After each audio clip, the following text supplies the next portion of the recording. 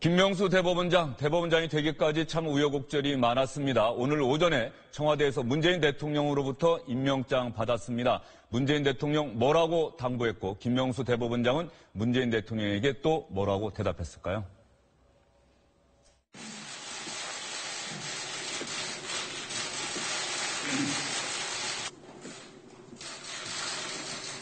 문재인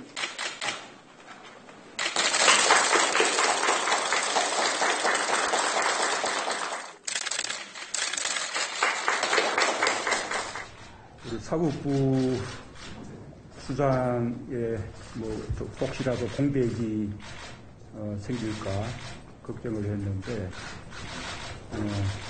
국회와 야당에서 이 상권 분립의 정신을 존중해서 또 존중해 주신 덕분에 우리 시민원장님께서 이게 공백 없이 이렇게 취임할 수 있게 돼서 아주 다행스럽습니다. 해외 수방으로 여러 가지로 가고 싶을 텐데도 많이 신경을 써주시고 또 많이 감사하겠습니다. 지금 아마 국민들은 우리 정치도 또 사법도 좀 이렇게 크게 좀 달라져야 된다 그렇게 생각하는 것 같습니다. 또 사법부 내부에서도 그렇고 우리 시민원장님께 아주 기대가 큰 것 같습니다. 제가 보기에도 이번에 인사청문회 때 보여주신 여러 가지 그 모습들을 보니까 아주 참 든든하게 생각이 되고 그리고 이 모든 사안에 대해서 이 답변하시는 게 참으로 성실하면서도 또 아주 또 침착하셔서 저도 아주 기대를 많이 하고 있습니다. 국민들의 걱정도 많고 그래도 만족 잘 알겠습니다.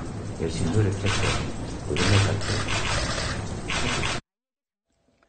네, 영상 편집 과정에서 잘렸는지 모르겠습니다만은 임명장을 수여하는 문재인 대통령이 오히려 임명장을 받는 대법원장보다 더 깊게 허리를 숙여서 인사하는 모습이 대단히 인상적이었습니다. 오늘 함께 이야기 나누실 분들입니다. 이상미 세명대 교수, 양문석 공공미디어 연구소 이사장, SBS의 원일이 논설위원 이렇게 세 분 나와 계십니다. 어서 오십시오. 네, 안녕하십니까.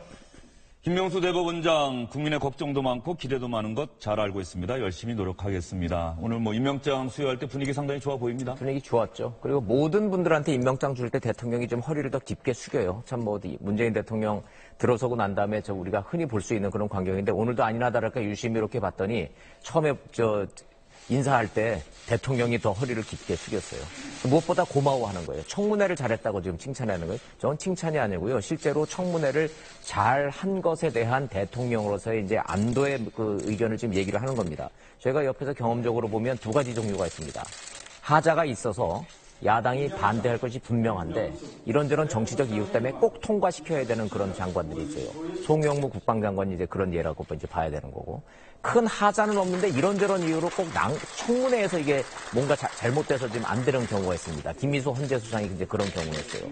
그리고 이제 정치판에서는 저희가 이제 흔히들 하는 속어로 이제 헛발질이라 그러는데 큰 하자가 없는데 청문회에서 헛발질해서 스스로 낙마하는 분들이 간혹 나오고 있는데 대법원장 같은 경우에 이번에 그러지 않을까 이제 노심초사를 했었는데 너무나 잘했죠. 모든 현안에 대해서 명확하게 자기 의견을 제시를 했고 특히 동성애 문제에 대해서 동성애와 동성혼을 명확하게 구별을 해서 기독교계에서 반대했던 부분에 대해서 입장을 표명을 하고 그 부분을 매끄럽게 넘어가고 자기의 의견을 명확하게 얘기함으로써 국민들한테 안도감과 안정감을 준 데 대해서 대통령이 감사하다. 청문회 잘해서 너무나 고맙다. 이런 얘기들이 여러 가지 이런 문제들이 다 복합적으로 좀 들어가 있는 겁니다. 문재인 대통령은 행정부 수반이죠? 네, 그렇죠. 입법부 수장은 국회의장이고 대법원장은 사법부 수장이고. 사법부 수장이죠. 그런데 대통령이 사법부 수장에게 임명장을 수여한다. 국가 원수라고 하는 지위 때문에 그런 거겠죠? 일단 법적으로 본다 그러면은 국회 동의를 얻어서 대통령이 임명하게 되어 있습니다. 그리고 6년의 임기, 중임이 불가합니다. 그러나 이 가지고 있는 권한 이 자체를 보면 굉장히 비중 있는 자리죠. 일단 헌법재판소 재판관들에 대한 재청권이 가지고 있고 지명권을 가지고 있는 것이고 더군다나 대법관에 대한 임명 재청권을 가지고 있습니다. 여기에다가 중앙선거관리위원회 위원들에 대한 지명권, 가장 큰 것은 또 각급 판사들에 대한 임명권 이걸 가지고 있거든요.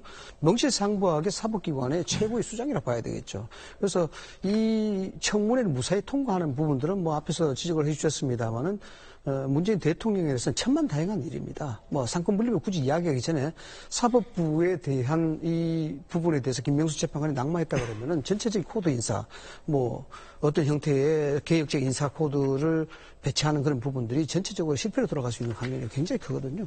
그렇기 때문에 이 부분에 대해서는 본인의 국정 운영에 있어서도 이 부분은 가장 크게 받아들일 수밖에 없는 그런 입장이지 않느냐 이렇게 봅니다. 예. 김명수 대법원장과 만나는 문재인 대통령 또 임종석 대통령 비서실장의 표정이 모처럼 밝았어요. 그동안 뭐 한반도 긴장도 고조되고 말이죠. 이런 상황에서 김명수 대법원장, 양문석 이사장이 들으시기에 어떤 법조인이고 앞으로 대법원을 이끌어가는 데 있어서 기대가 많을 것 같은데 어떤 얘기를 좀 들으셨어요? 가장 크게 이야기됐던 것들은 뭐 우리법 연구회 출신이었다라는 부분들이 이제 가장 많이 이야기가 됐던 거죠. 우리법 연구회에 대해서 보수 야당 입장에서는 공격의 포인트겠지만 진보개혁적 진영에 있어서는 군부 독재에 저항하고 그리고 군부 독재에 의해서 또는 권력에 의해서 일방적으로 판단 내려졌던 많은 성격들을 판사의 독립성을 갖추면서 또 양심껏 소신껏 판단하고 결정했던 이 과정을 겪어왔던 대표적인 법조인이 이제 김명수 원장이 된 거죠. 그리고 뭐 춘천지법에서도 충분히 여러 가지 다양한 행정 경험들을 이제 가지고 있는 분이다. 이른바 춘천 실험이라는 얘기가 돌더라고요. 네, 결과론적으로 이제 춘천 실험이긴 했었으나 뭐 과정에 있어서 기본적인 사법부의 개혁에 대한 분명한 의지가 있었던 거죠. 지금 대표적으로 사법부 개혁은 두 가지 문제라고 생각을 합니다.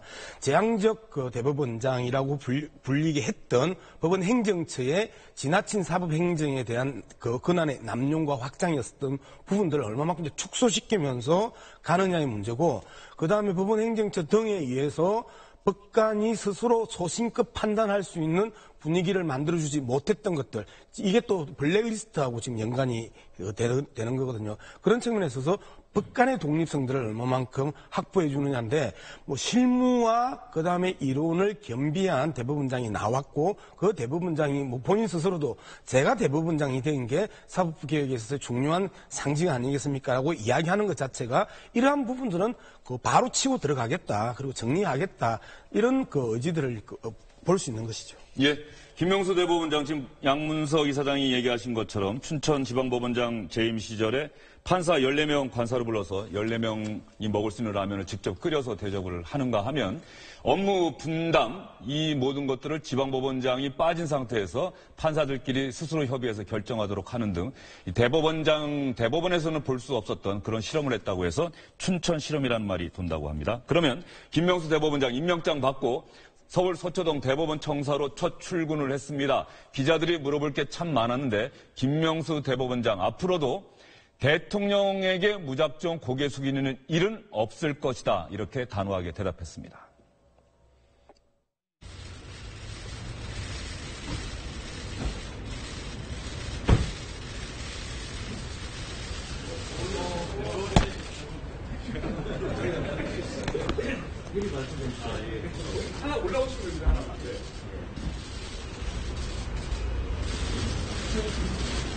오늘 첫 출근길에 임하는 소감 한 말씀 부탁드리겠습니다. 어떻게 보면 제가 대법원장이 되었다는 이것 하나만으로도 어떤 사법 변화의 모습을 보여드리지 않나 싶습니다.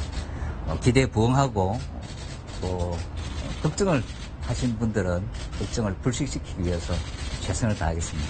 고맙습니다. 사법부 블랙리스트 의혹에 대해서는 추가 조사 의향 있으신가요? 그 부분도 지금 당장 급하게 결정해야 될 문제인 것 같습니다.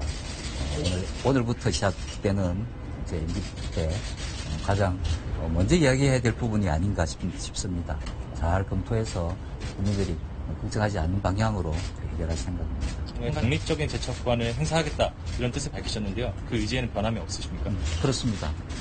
대법관 재청권은 현행 헌법상 상권 분립의 원칙에 따라 대법원장에게 주어진 것이고, 다만 제가 그것을 자의적으로 행사하지 않겠다는 것이지, 충돌이 있을 때는 반드시 제 뜻을 관철할 겁니다. 네, 웃으면서 충돌이 있을 때는 반드시 제 뜻을 관철할 겁니다. 이렇게 얘기하는데 훨씬 무게가 있어 보이네요. 표정은 굉장히 온화한데 저분 간단할 것 같지 않은 느낌은 확실히 주긴 예. 있어요. 근데 이게 이제 뭐 라면을 끓였다 무슨 뭐 권위적이지 않다가 중요한 것이 아니라 국민 여러분들이 이렇게 봤을 때 사법부의 독립이라는 거 뭐 이렇게 대단한 거 아니에요. 대단한 거 아니고 저는 그렇게 생각합니다. 대한민국의 판사가 3,000명이라고 보통 잡거든요. 지난 6월 기준으로 해서 2844 3,000명에서 몇 명 빠지는데 보통 판사들 숫자가 3,000명이라고 봤을 때 그 3,000명이 모두가 되고 싶어하는 게 고법부장입니다. 이른바 차관급.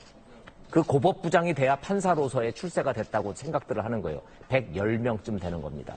이 대법원장 눈에 벗어나서 이 110명에 들어갈 수가 없었어요, 지금까지. 블랙리스트 얘기하는데 뭐 딴 거 아닙니다. 그냥 이 대법원장 눈에 들지 않아서 이 110명 안에 들어가지 못하면은 그게 블랙리스트라고 본인들이 생각하는 게 대한민국 사법계의 근본적인 문제인 거예요. 자, 그렇다면 이제 김명수 대법원장이 자기하고 뜻이 맞지 않는다 그래서 다른 의견을 내놓는다 그래서 내 생각과 다른 판결을 한다 그래서 또 110명 고법부장 인사 라인에서 또 벗어나면 그게 또 다른 블랙리스트 되는 거죠. 결국 블랙리스트라는 거는 판사들이 법과 양심에 따라서 다양한 판결을 내릴 수 있도록 놔두는 것이 이제 법관의 독립이고 대법원장이 보장하는 사법부의 독립인 것인데 그게 이제 새로운 블랙리스트로 변질될 것인지 또 다른 코드 인사가 될 것인지 아니면 지금 보여주는 것처럼 단호하게 그거 관철할 것인지 국민들이 아마 두 눈 두릅뜨고 지켜볼 일입니다. 이제 앞서 라면을 뭐 열 몇 명이 같이 끓여 먹었다는 중요한 게 아니다라고 이제 이야기를 했는데요.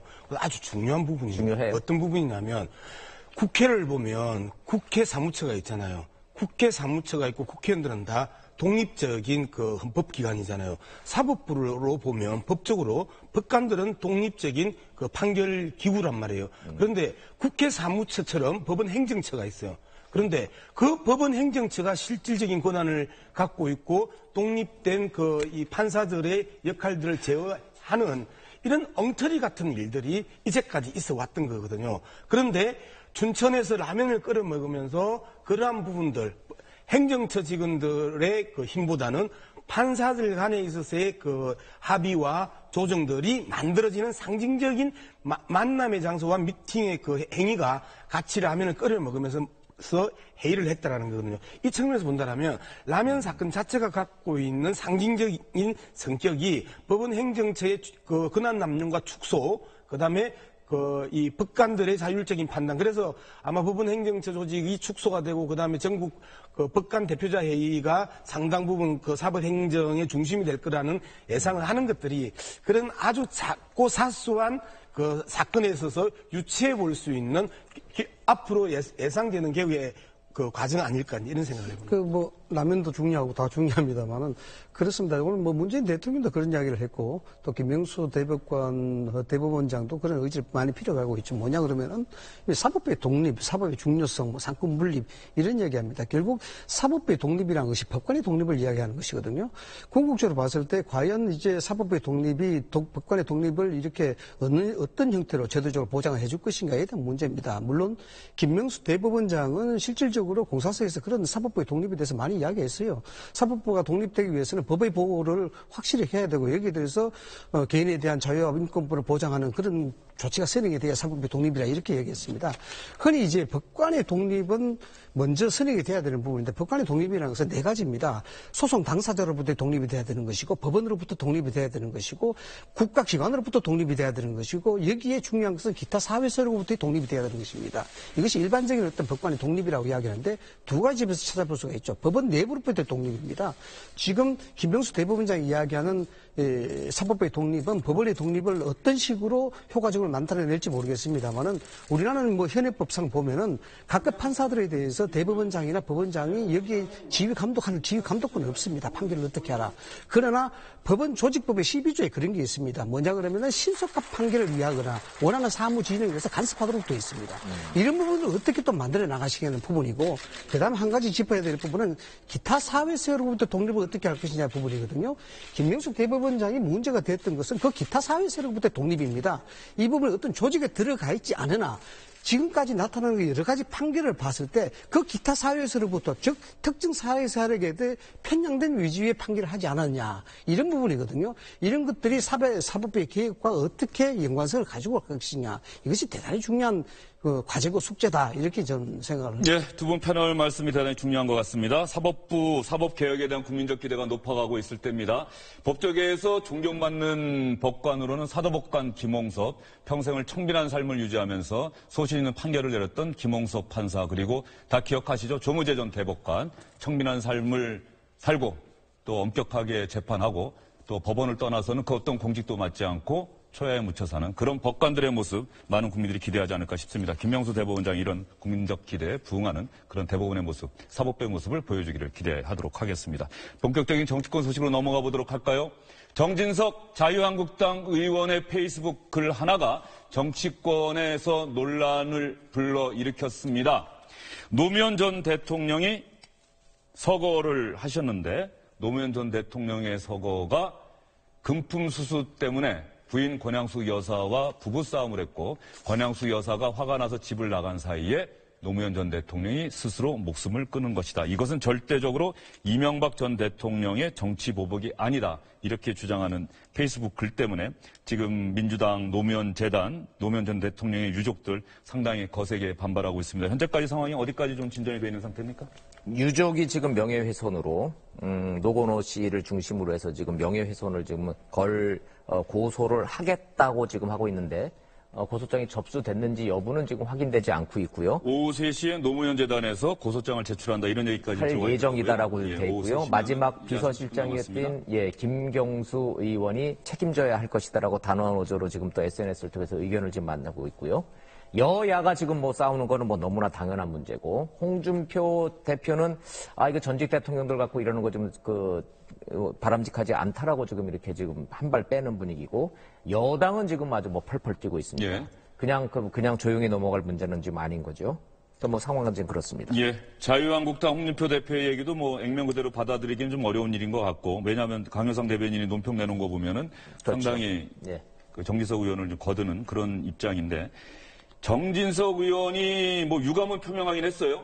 유감을 표명하기는 했는데 여기서 인상적이라고 이 표현을 하는 게 적절할까 모르겠습니다. 노무현 전 대통령 가족들에게 유감이다. 노무현 전 대통령이 한을 풀기 위해서 또 다른 정치 보복에 나서야 하는가. 그런데 저 해명의 글을 쓰면서 말이죠. 양문석 기자장. 자신이 썼던 원래 글의 팩트나 사실관계 여부에 대해서는 얘기를 하지 않았어요. 네. 계속 정진석 의원 입장에서는 결과론적으로는 이 또한 정치 보복이다를 강조하기 위해서 노무현 대통령의 죽음을 가지고 왔기 때문에 이 정치 보복이라는 기조를 바꾸지 않는 이상 저 부분에 대해서 특별히 자기는 사과할 이유도 없고 해명할 이유도 없다라는 흐름으로 읽혀집니다. 지금 이명박 전 정부까지 구성되고 있는 여러 가지의 문제점들에 있어서 이것들을 정치 보복으로 잘라버리면 실제 더 이상 수사하기 힘든 상황이거든요. 근데 예를 한번 들어봅시다. 블랙리스트에 대한 문제에 있어서는 박근혜 정부가 탄핵당한 결정적인 이유 중에 하나고 현재 구속되어 있는 결정적인 사유 중에 하나입니다. 그다음에 원세훈 국정원장 같은 경우에는 여론조작, 댓글 조작, 그다음에 국내 정치 관여에 대한 문제 때문에 구속되어 있고 예. 그 문제 때문에 이 사건들이 계속 확산되고 있는 거거든요. 그런 측면에서 봤었을 때 오늘 오전에 또 폭로된 이명박 대통령의 지시에 의한 댓글 부대의 운영에 대한 구체적인 문건이 또 나온단 말입니다. 이런 상황에 있어서 당시에 원세훈 국정원장의 지시에서 대통령이 직접 지시했던 사안까지 불거진 것들을 그러면 국민들에게 수사하지 말란 말이냐, 봐주란 말이냐, 눈 감고 가잔 말이냐라는 것들이 여당의 기본적인 입장이고 진보개혁 세력의 입장인 반면에 이러한 것들은 정치 보복이고 또다시 제2의 노무현을 만들래. 그리고 이것은 이전과 다르지 않는 게 같은 것 아니냐라고 하면서 지금 논리를 포장을 하는 거거든요. 결국은 이 문제를 정치 보복의 프레임에 제대로 씌우면 보수 야당이 일정하게 빠져나가고 그다음에 전 정권과 연결되어 있는 자유한국당 같은 경우에는 비켜나갈 수 있는 출구가 생기나 정치 보복이라는 프레임이 설득력을 잃으면 이 부분들은 수사까지 갈 수밖에 없고 진상규명으로 달려갈 수밖에 없다라는 절체절명의 상황에 새누리당이 걸려있는 거고 여기에 그 깃발을 드는 사람이 정진석 의원이라고 저는 생각합니다. 정진석 의원이 이명박 정부 당시에 청와대 정무수석을 지냈죠. 지금 양문석 이사장이 분석한 정진석 의원이 그런 의도를 갖고 글을 썼을 것이다 이렇게 한번 분석을 해주셨는데 글쎄요. 이상희 교수는 동의하십니까? 정치라는 것이 공학적으로 항상 해석할 수밖에 없는데 저는 정진석 의원이 한 얘기 자체를 정치적 실익이라든가 공학에 기대해서 썼다 이렇게 보지는 않습니다. 뭐냐 그러면은 이명박 대통령 울분 때문에 썼을까요? 이명박 대통령 당시에 이제 정무수석을 했고 이 정무수석을 했다는 것은 여러 가지 많은 얘기들을 접할 수 있고 또 알 수 있는 그런 자리에 있다 이렇게 볼 수가 있는 것이고 또 여기에 대한 정통성과 여기에 대한 당위성 이런 부분들을 누구보다도 현실적으로 피부로 느끼고 있다라는 그런 측면에서 저는 뭐 공학에 기대서 그렇게 의도적으로 썼거나 또 아니면 자신의 마케팅을 위해서 썼다 이렇게 보지는 않습니다. 저는 근본적으로 이 문제에 대해서 그렇게 생각을 합니다. 이 문제에서 박원순 시장이 그렇게 얘기했죠. 비극적 결심은 결국 이명박 대통령의 정치 보복에서 시작이 됐겠다. 그 비극적 결심이라는 것이 결국 노무현 전 대통령의 서거를 이야기하는 것이죠. 여기에 따라서 밥그릇 쓴 겁니다. 페이스북에. 그렇죠? 그렇기 때문에 이 부분을 다른 의도적으로 뭐 해석할 수 있는 여지가 좀 더 축소되는 것이 아니냐 이렇게 생각이 되는데 좀 더 이 문제는 근본적으로 가야 될 것 같아요. 물론 다 아시다시피 안보 위기다 해서 전쟁이 언제 터지느냐 이런 상황에 이런 과거지사를 가지고 갑론을박을 부려야 되느냐 이런 부분이 좀 안타깝긴 합니다만은 노무현 대통령 서거에 대한 문제는 정치권으로 끌어들여서는 안 될 주제였습니다. 사실상. 왜냐 그러면은 문재인 대통령이 당선할 당시에 여러 정치 분석가들이 그런 얘기를 했었어요. 많은 사안들이 있는데 그중에서 노무현 전 대통령의 서거에 대한 부분들이 정치권에 자칫 점화될 경우에 심각한 진보 대립의 진영 간 대립이 될 것이고 이건 국정 혼란이 될 것이다. 이런 부분이 있었거든요. 그래서 저는 박원순 시장이 굳이 왜 이걸 꺼내들였느냐라는 부분에서 사실상 굉장히 좀 의심을 할 수밖에 없다라는 그런 생각이 좀 들고요. 근데 이제 문제는 들인 게 아니라 들어와 버렸어요. 그래서 지금 사실관계에 집착할 수밖에 없는 언론의 입장에서는 이 사안에서 뭐가 새로운 팩트인지를 지금 들여다보지 않을 수가 없는데 정진석 의원이 주장했던 부부싸움 부분하고 권양숙 여사가 가출했었다는 부분은 이번에 새로 나온 주장이에요. 그런데 검찰을 통해서 확인된 팩트는 아닙니다. 그 당시에 소문은 있었어요. 그런데 이 실체적 진실을 알고 있는 사람은 지금 대한민국에 현재 딱 3명입니다. 이인규 당시 중수부장, 홍만표 기획관, 그리고 우병우 검사. 이 3명인데 이 3명이 지금 공교롭게도 지금 다 이런저런 정치적 이유 때문에 지금 이 사람들이 말을 할 수가 없는 지금 상황입니다. 자, 두 번째, 이 사안의 실체적 진실에 가장 접근했던 사람은 2009년도에 한겨레 신문에 문재인 전 실장 입장에서 문재인 현 대통령이 한겨레 신문하고 인터뷰를 하는 거예요. 노 전 대통령은 640만 불의 그 돈이 아이들을 위해 미국에 집 사는 데 쓰인 것을 알고 굉장히 충격이 크셨다. 그런데 수사를 정치적 음모로 보고 대통령을 일방적으로 비호하는 글들이 홈페이지에 올라오고 있어서 이건 아니다. 내가 책임져야 할 일이라고 생각했다라고 인터뷰를 해요. 이 내용 때문에 당시 문재인 전 비서실장이 인터뷰를 이렇게 했기 때문에 검찰 수사 여부에 대한 것이 공소권 중지로 중단됐음에도 불구하고 박연차의 돈이 권양숙 여사에게 전달된 거는 사실관계로 지금까지 정치권에서 돼 있는 것이고 돈을 권양숙 여사가 받은 사실에 대해서 노무현 전 대통령은 몰랐다. 그리고 이 돈은 대가성이 없기 때문에 뇌물이 아니다라고 주장하는 것이 지금 반복돼 온 것이 지금 수십 년째인데 어찌됐든 박원순 시장이 정치보복이라고 주장을 했고 그게 아니고라고 또 정진석 의원이 반발을 했기 때문에 이 문제는 이제 정치권으로 불행히 또 들어와 버렸죠. 대단히 안타까운 일입니다. 예, 알겠습니다. 정진석 의원이 자신의 페이스북 글 때문에 논란이 뜨거워졌고 그러다 보니까 오늘 국회 정보위원회에 참석한 자리에서 기자들이 따라붙어서 질문을 많이 했더니 이런 얘기했습니다. 오늘 그 노무현 재단에서 대표님 고발 접수하신다고 했었는데 대표님 입장은 좀 어떠신가요 지금? 그거 보고 제가 말씀드릴게요. 오늘 아침 홍준표 대표는 회의에서 노 전 대통령 관련 문제가 더 이상 재론되는 게 바람직하지 않다 이렇게 좀 선을 그으셨는데 저도 같은 생각이에요. 유감 표명을 하셨는데 우리가 지금 적폐청산하자고 하지 않습니까? 근데 적폐청산의 본질이 뭐죠? 국정원, 우리가 국정원 정보위 다루는데 국정원이나 검찰이나 이런 국가정보기관이 정치 개입하지 말자. 정치 보복의 수단으로 이용되면 안 된다. 이런 거 하지 말자는 게 적폐청산이에요. 근데 적폐청산을 하자면서 똑같은 방식을 되풀이하는 것은 또 다른 적폐를 낳는 것이다. 이런 문제 제기를 하는 겁니다. 그래서 우리가 좀 진지하고 침착하게 좀 우리 국정 현안에 대한 해법을 좀 마련해 보자. 저는 그런 생각을 가지고 있어요. 의원님 입장과는 반대로 좀 반발하고 있지 않으세요? 예, 여전히 정진석 의원 자신이 쓴 글의 팩트 여부, 사실관계 이 부분에 대해서는 이야기를 하지 않습니다. 조금 전에 원희룡 논설위원이 이 진실을 아는 사람이 3사람 있다고 얘기하시면서 검사들 얘기하셨는데 뭐 어떻게 보면 누구보다도 잘 알고 있는 사람은 권양숙 여사일 거고 돌아가신 노무현 전 대통령일 거고 그런 측면에서 본다고 한다면 이 사실관계에 대한 부분 앞으로 검찰 수사를 통해서 밝혀질 수밖에 없을 것 같습니다. 오후 3시에 노무현재단이 고소장 제출하고 나면 이 문제는 또 검찰로 넘어가게 되고 정진석 의원에 대한 조사 또 고소한 노무현 재단 측 인사들에 대한 조사 불가피해 보입니다. 정치권 소식은 이쯤에서 정리를 하도록 하겠습니다. 세 분 말씀 잘 들었습니다.